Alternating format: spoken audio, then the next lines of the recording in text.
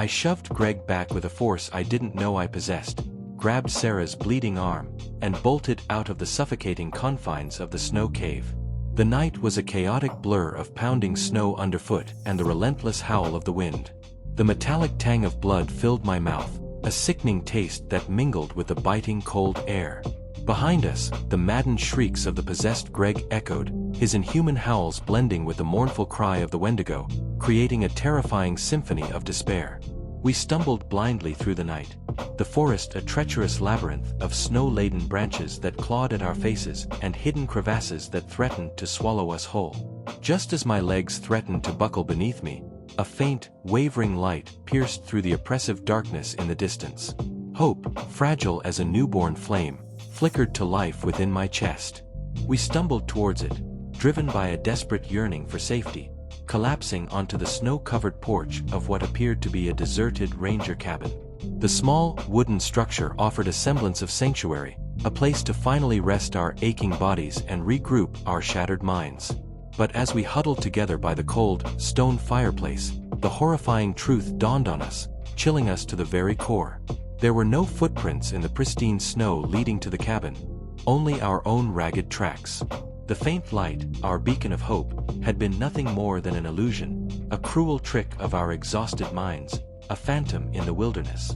A horrifying realization, colder and sharper than any winter wind, clawed at my throat. The ranger station, the helpful ranger who had offered us advice at the park entrance. It had all been a figment of our collective delusion, a desperate fabrication of minds teetering on the brink of madness. We weren't just trapped in the unforgiving wilderness, we were trapped in a waking nightmare where the boundaries of reality had dissolved. The fragile peace was shattered by the unmistakable sound of the approaching Wendigo. Its heavy footfalls crunched through the snow outside the cabin, growing closer with terrifying speed. A fetid, icy breath frosted the windows, obscuring the already limited view. Despair, a suffocating blanket, threatened to consume me, but a fierce, primal determination to survive, to protect Sarah, rekindled the dying embers of hope. We frantically grabbed anything that could serve as a weapon, a rusty axe leaning against the wall, a heavy iron fireplace poker. As the Wendigo's massive form smashed through the flimsy cabin door, splintering wood exploding inwards, we charged. It was a desperate, suicidal gambit against a creature of legend, a being of nightmare. The small cabin became a whirlwind of fur, fangs, and flailing limbs. The rusty axe felt heavy and inadequate in my hand, but I swung it with all the strength desperation could muster, the dull edge connecting with the creature's massive shoulder. It roared in pain, a sound that shook the very timbers of the cabin, a sound that spoke of ancient rage. Sarah, fueled by adrenaline and the searing pain in her arm, lunged at the Wendigo with the fireplace poker, the sharp point finding purchase in the creature's leg, eliciting another ear-splitting shriek. But the Wendigo was relentless, its movements impossibly swift for its size. It swatted Sarah aside with a casual blow, sending her crashing against the wall, a sickening thud echoing through the chaos. Just as I braced myself for the creature's final, crushing attack, a deafening crack echoed through the cabin. A section of the ceiling, weakened by time and the creature's assault, caved in, showering the Wendigo in a cascade of snow and debris. Disoriented and momentarily stunned, the monstrous figure stumbled back, its glowing red eyes blinking in confusion. We seized the fleeting opportunity, scrambling through the jagged hole in the ceiling, hauling ourselves onto the snow-covered roof. The wind whipped at us, ferocious and bitingly cold, but it was a welcome change from the suffocating terror within the cabin. Below, the Wendigo roared, thrashing around in the debris-filled room. It spotted us silhouetted against the night sky on the roof and lunged, its massive claws scraping against the wooden shingles, tearing away chunks of the aged wood. Panic surged through me, a paralyzing wave, but there was nowhere left to run. Just as I thought we were doomed, a brilliant spotlight pierced through the darkness, cutting through the swirling snow. A snowplow, its massive blade raised high like a protective shield, barreled towards the cabin, its engine a roaring defiance against the silence of the wilderness. The driver, a burly park ranger with a bewildered expression etched on his face, slammed on the brakes, the screech of tires a jarring sound in the desolate landscape.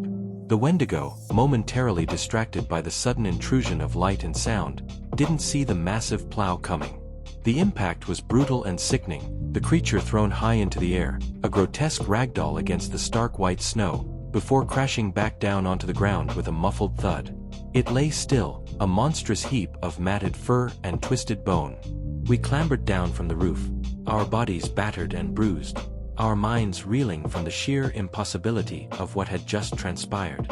The ranger, taking in the scene with wide, disbelieving eyes, rushed to our side, his gruff exterior momentarily softened by concern.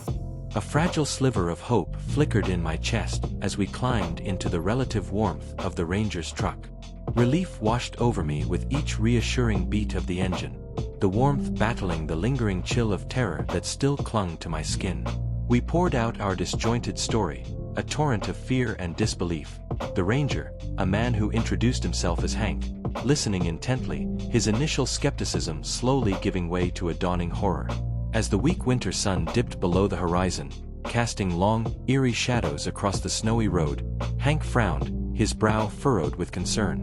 "Sounds like you boys encountered something nasty out there," he said, his voice gruff but laced with a disquieting undertone. "But there haven't been any reports of..." His sentence was abruptly cut short by a deafening screech of metal, the horrifying sound of rending steel. The truck swerved violently, tires screaming against the icy road, throwing us against the doors.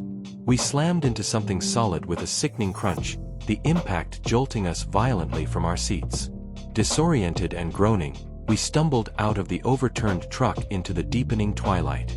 A wave of nausea, thick and bile-tinged, hit me as I saw the source of the crash.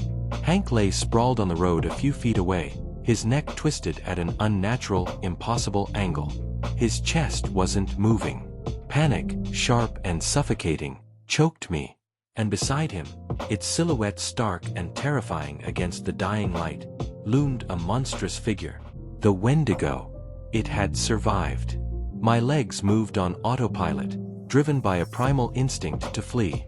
I grabbed Sarah, her face a mask of frozen terror, and we sprinted into the thickening darkness, the crunch of our boots on the snow the only sound besides the enraged roar of the creature behind us, its inhuman howls sending icy shivers down my spine. We didn't dare look back.